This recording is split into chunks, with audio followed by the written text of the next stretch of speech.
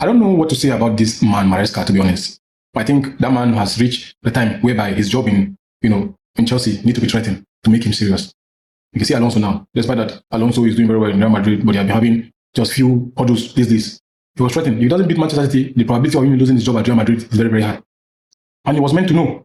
But you see this Maresca, it's like as if this Totboli and the rest have already told him that they hand this club over to him to do whatever he wants. That's why he keeps doing all this nonsense. And at the end of the day, he will come on interview and say nonsense again. Tell me, how can you be playing a match whereby you are drawing in the second half and you are removing a midfielder to put a defender?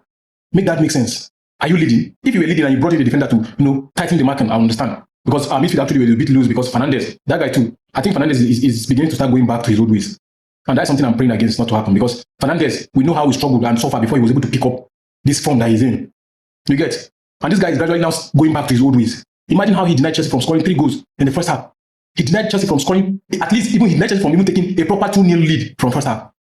And then I was expecting you to even remove him from the 45 minutes when he went for break. They should remove him and replace him with Esteban. Since Esteban can play from that role. Or do a swap as usual. Draw Joao Pedro back, remove Fernandes, put Esteban at the right-hand side, bring Neto back to the 9. That simple swap would have done a great magic yesterday for Chelsea. But rather, this man went and removed the person that's even causing problem, which is Neto. And he brought in Garnacho and left Gittins that was just running and leaving ball behind. Because I don't know what Gittins was playing yesterday that Maresca had to leave Gittins inside the pitch. This guy was playing ball, running and leaving ball behind. Then the person who was causing them, bringing the pullouts and the rest, he removed him. That Maresca, that man is beginning to make me feel like he doesn't know what he's doing, to be honest. Yes, he's a very tactical person, but I think these days he's not himself. That man needs therapy. I'm telling you, Maresca needs therapy. The man decision these days is just proving that man is passing through a lot. He has a lot disturbing him in his mind and his head. Because the decision he has been making is not making sense. He just cost Chelsea yesterday.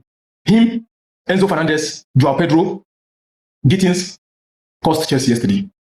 I'm telling you, these two cost Chelsea yesterday. And it doesn't make sense like that. It doesn't make sense that we keep performing very well and at the end of the day, coach decision will be the one to kill the game, or some players in the pitch will just decide to just kill the game. And that was what happened yesterday.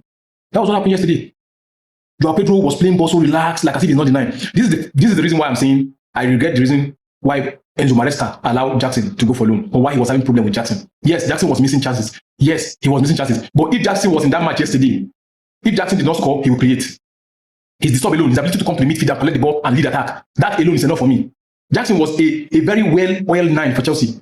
He's not scoring goals much as we expect him to be scoring. Like he's missing clean chances that we expect him to put in back of the net. But that guy is leading attack. It's causing problem for defense. Look at how this Atlanta side yesterday were coming out to play ball because nobody was disturbing them. They were playing ball.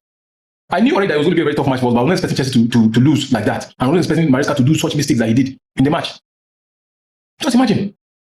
Now we are around, I think, 13th or 14th in the table, which it will still depend on what the others play today. Seriously, Maresca is gambling with that club, and I think it's high time they start threatening his job for him to take his job serious. Or if you cannot take his job serious, you find another person to replace him. Yes, you might say, he won 2 trophies, yes, but that doesn't mean you should sink the club. Because you win 2 trophies, does that mean you have to sink the club?